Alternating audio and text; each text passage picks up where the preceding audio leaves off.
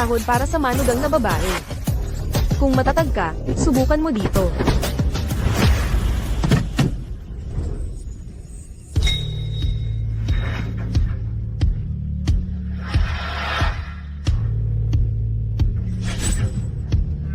Magandang araw po, madam. Kamusta po, madam? Yung dalawang babae po na pumasa sa interview kahapon, kamusta naman po ang pakikisama nila kina kuya at bunso?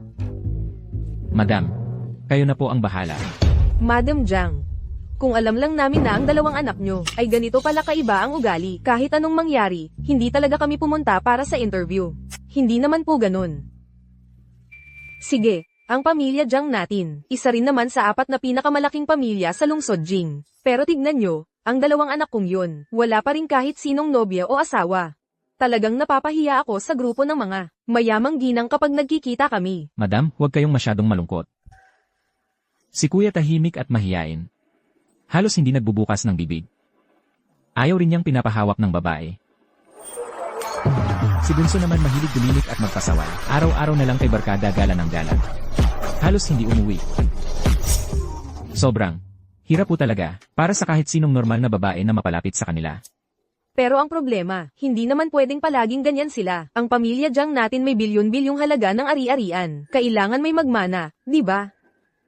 Kung sakaling bigla na lang akong magkaroon ng dalawang manugang, natutulong sa akin para palusutan ang dalawang sutil kong anak, ang saya sana. Grabe, ang galing.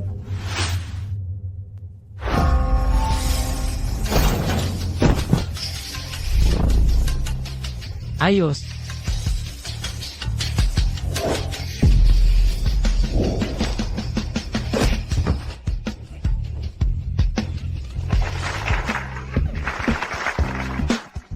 Ano sa tingin ninyo? Ang galing ng ate ko kanina, di ba?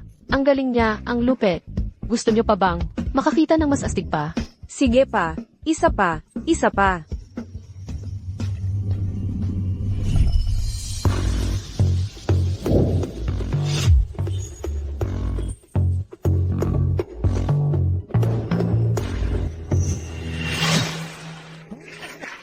Hanggang dito na lang po ang palabas ngayon. Salamat po sa inyong lahat.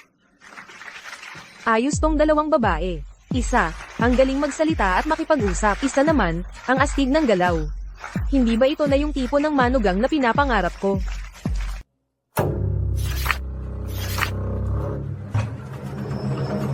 Di ba sabi natin na ang bayad sa pagtatanghal ay 600? Bakit 200 lang to ngayon? 600, wala man lang kayong tingin sa sarili niyong dalawa. Anong klaseng palabas ba yan? 600 pa talaga, yung 200 na yan. Malaki na ang pasasalamat ko na binigay ko pa sa inyo yan. Pero